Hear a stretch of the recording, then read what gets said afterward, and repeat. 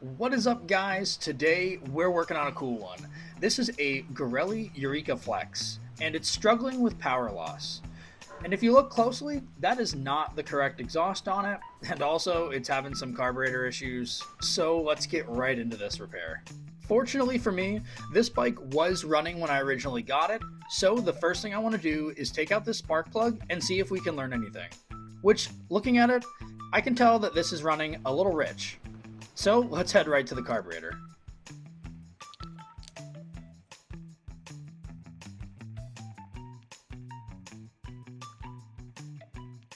First, I want to identify exactly what carburetor this is, which, as you can see from the side, it's a Delorto 1412.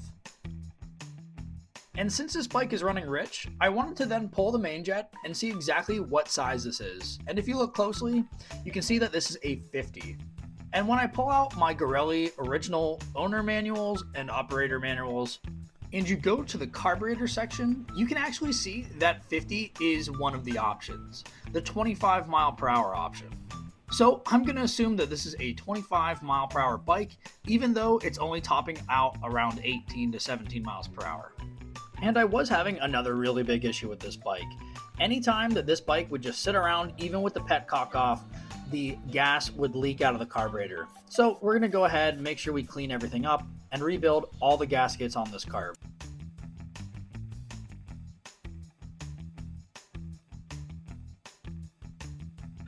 With the carburetor rebuilt and fully cleaned, we were going to go ahead and address some of our next upcoming issues. This petcock didn't really seem to shut off the gas ever, so I went ahead, took it out. As you guys can see, there's a little bit of rust in there, and we replaced it with a nice, similar style to the OEM petcock.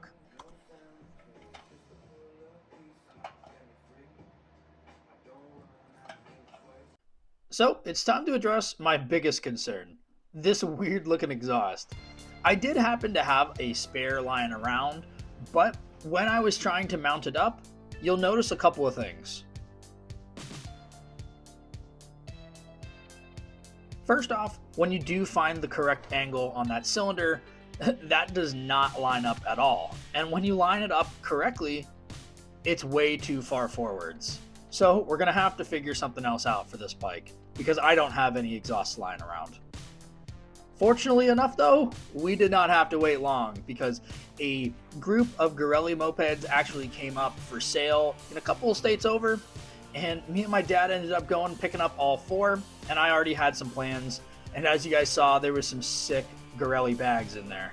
And if you actually want to see this video, because this was a separate YouTube video, you can check out the video on the top right of your screen right now. And there we go. Now we got an exhaust on this bike that actually fits this motor. But there was one thing that I know Garellis are notorious for. The clutch on these bikes tend to go really easily and quickly. Sometimes they swell up, and sometimes they just deteriorate. So I wanted to go ahead, open this side cover, and see exactly for myself for the very first time what these clutches were all about.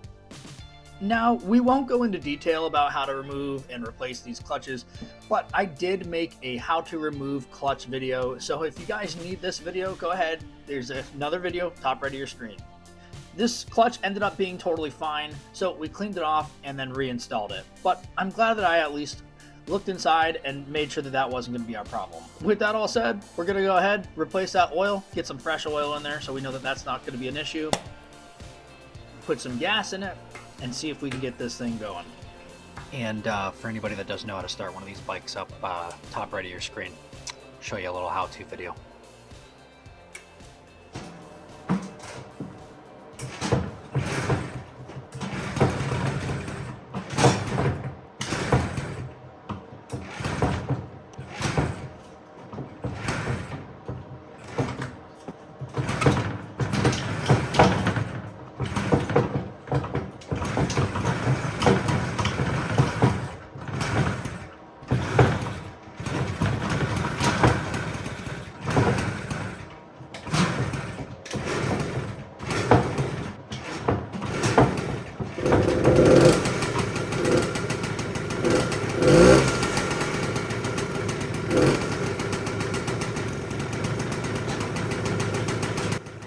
There we go, first try. This thing started right up, no issues at all. That is clearly a joke.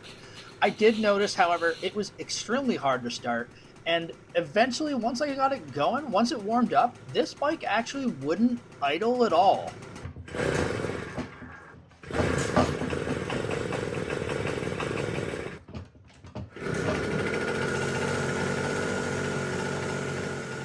And you'll notice by adjusting that idle screw, it actually does nothing for the idle. The only way I was able to change the idle was actually adjusting the height screw for the throttle cable, and that's not how these bikes should really run. So, since our issue seemed to be our slide not allowing enough air to hold and adjust idle, I went to my little slide collection and also busted out the Dremel. This is the first time I've ever actually adjusted the height on a slide for a Delorto carburetor, so wish me luck, guys. After taking a lot of surface area, I did then flatten it so everything would be equal.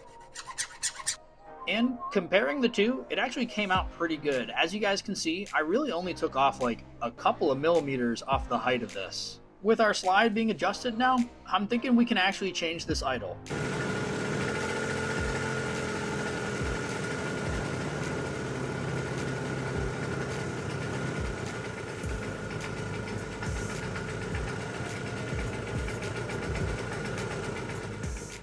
So, with our idle being able to be adjusted now, and this bike actually not wanting to just rip, it's time to take its first maiden voyage.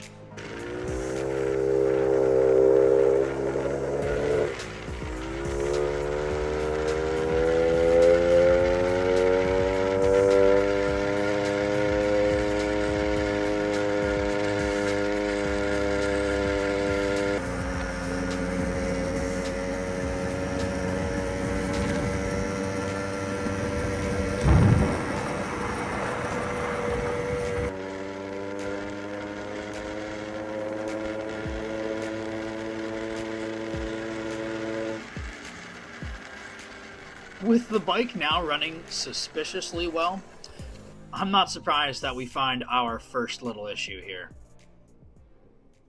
Unfortunately for us, we have a seized motor. Fortunately for us, it's only a soft seize and we can get this piston out.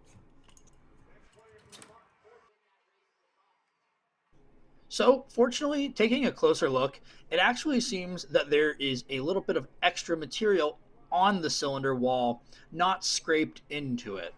So, I just wanted to take off this piston and get a little closer look. And as you can see, the material of the piston actually went straight over those rings, and I assume is sticking to the side of the cylinder wall. Now, for the second time, I'm going to go ahead and hone the cylinder, take what I learned on one of our last videos by making sure that our scratch pattern is a lot finer. And I'm not gonna lie, getting a closer look up at this, I'm really not too upset about this. I think I did a lot better job than I did on the last one.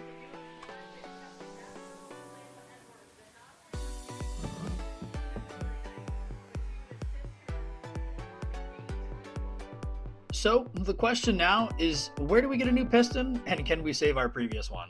And the answer is, I have no idea. Luckily for us, I do have a spare identical motor lying around. And I'm going to go ahead and check and see if this piston in here is savable and we can reuse it for this current bike. Taking a closer look at the piston, it actually seems to be in pretty good shape. I mean, yeah, there's some scoring and some clear damage on it, but honestly, if you take out most of the pistons on mopeds, this is how they look. So I think I'm going to give this a try on our current bike. Prior to installing everything, it's really important to make sure that everything is pre-lubed and just going to be nice and slippery when inserted.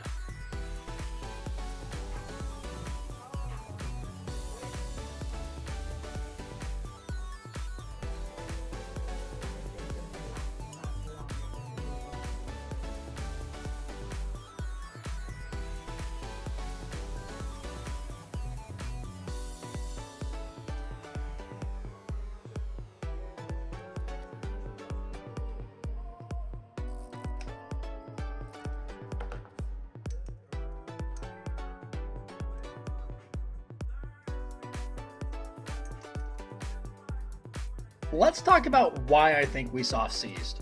Firstly, looking back to our carburetor, we have a 50 main jet inside. That's for a bike that goes about 25 miles per hour. This bike was originally only hitting about 18 miles per hour, so maybe we needed that 48 main jet. Because if you remember, that spark plug did say that we were running rich, which would make sense if we needed that 48, but we had the 50. Then we replaced the exhaust, which actually came from a Grand Sport, which is a completely different exhaust. The original exhaust is more of a pancake style, which I gotta assume is super restrictive. With all those modifications, we now have a top speed of 30 miles per hour, which if you look at a chart, a 30 mile per hour bike has an NGK plug rating of 7. Since it only did 17 miles per hour, there was only a NGK rating of 5 in it. Long story short, wrong plug everyone. Don't worry folks, she's happy and healthy now. Thanks for watching, and as I did, I hope you learned something.